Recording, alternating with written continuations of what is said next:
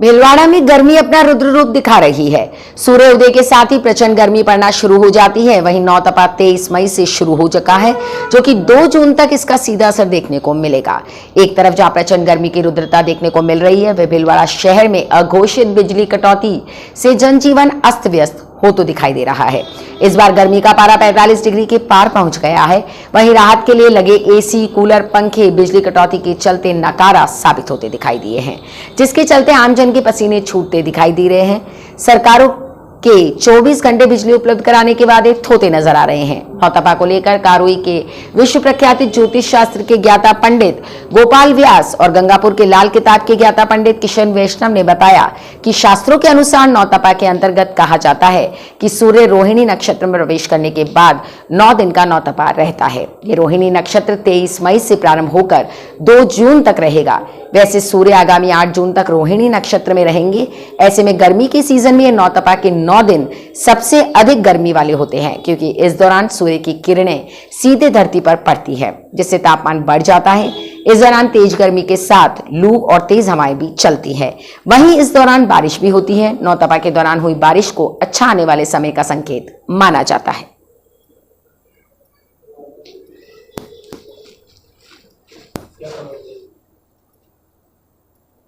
उसका क्या असर है और ये कब तक रहेगा? ये रहेगा 28 तारीख तक तो इसका पूरा प्रभाव है। जब लास्ट रहा तो 31 तारीख तक रहेगा। इसके बाद वापस थोड़ा कुछ चेंज आएगा। अभी में हर आदमी को थोड़ा विशेष सावधानी रखना जरूरी है शरीर के लिए, स्वास्थ्य के लिए।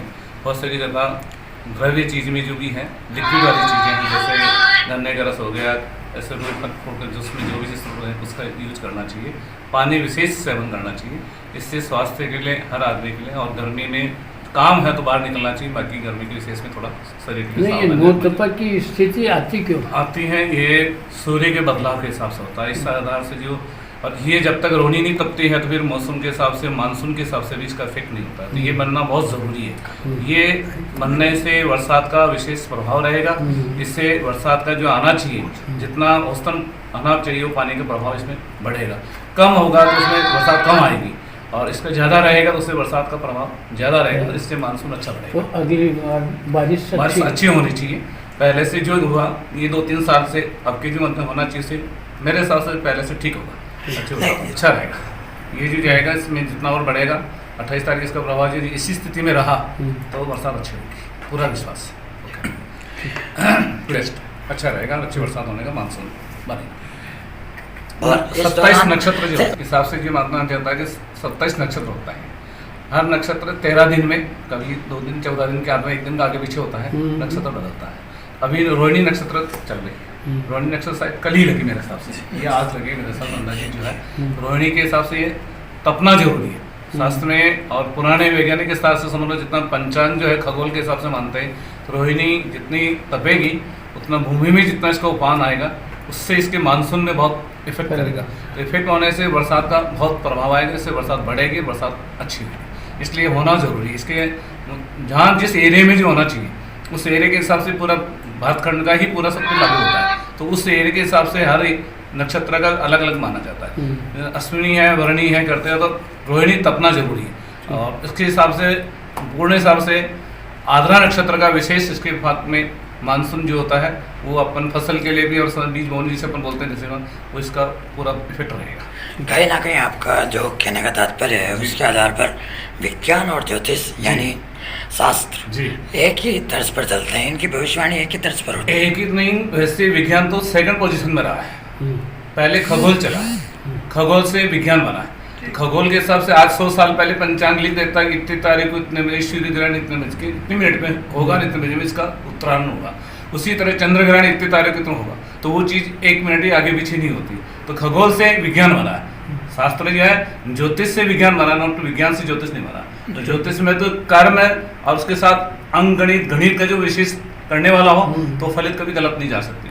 आज से पहले 100 साल से पहले 100 साल का पंचांग अभी भी बन चुका है, जो पहले से हो चुका है। इस तारीख में ये होगा, ग्रहण होगा 100 साल के पहले। विज्ञान अभी नहीं बता सकता इतने तारीख। विज्ञान पहले का खोज कर सकता है, ये 5,000 की पुरानी है, 2 साल की पुरानी, 10 साल की पुरानी, कुछ तब तो दे सकता है। लेकिन शास्त्र में, खगोल में तो पहले से एडवांस होता है। ये इतने तारीख चंद्र ग्रहण है, इतना सूर्य ग्रहण है, इस ग्रह में ये मिलने से ये आंधी तूफान का आ सकता है, मानसून बढ़ने के साथ तो पहले से बन जाएंगे, वो साबित कर देता हूँ नक्षत्र के हिसाब से। तो खगोल तो शास्त्र पहले ही रहेगा। ओके धन्यवाद। ये नौ तपा के बारे में बताइए। नौ तपा मैं आपको शुरू से बताता हूँ। जिस ब्रह्मांड में हम हैं, अपनी आकाश गंगा में सूर्य की गणना जो होती है, पृथ्वी पर अपन रहते हैं। पृथ्वी में भी एशिया महाद्वीप में भारतवर्ष में अपन रहते हैं। भारतवर्ष में नौ तपा का बहुत महत्व है।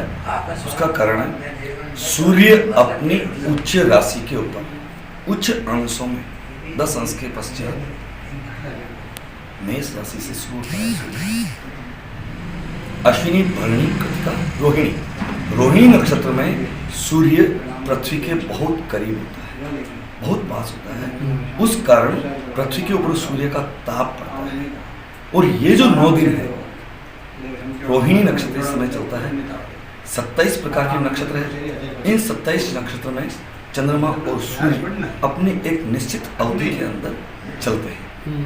अभी वर्तमान में 25 तारीख से नौ तपा शुरू हो रहा है। भगवान सूर्य नारायण रोहिणी नक्षत्र में प्रवेश कर रहे हैं। इस समय सूर्य पृथ्वी के करीब होता है, तो पृथ्वी को ताप मिलता है। और ये जो ताप मिलता है, इस कारण पृथ्वी पिंड है और उसमें भी जो भारतवर्ष है 82-30 अक्षांश के ऊपर, वहाँ गर्मी ज़्यादा पड़ती है।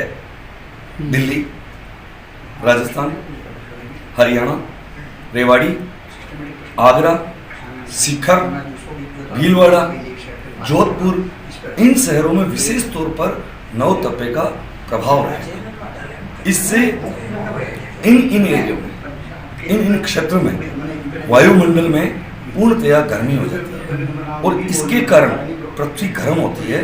पृथ्वी गर्म होने के कारण अंदर जो ऊष्मा होती है, वैज्ञानिक कारण बता रहा हूँ आपको मैं, ज्योतिषी कारण के साथ साथ जो ऊष्मा होती है वो जल में वो गर्मी फैलती है। उससे जैसा कि विज्ञान कहता है कि 1 तारीख के दिन मानसून उठता है, 1 जून के दिन मानसून उठता है।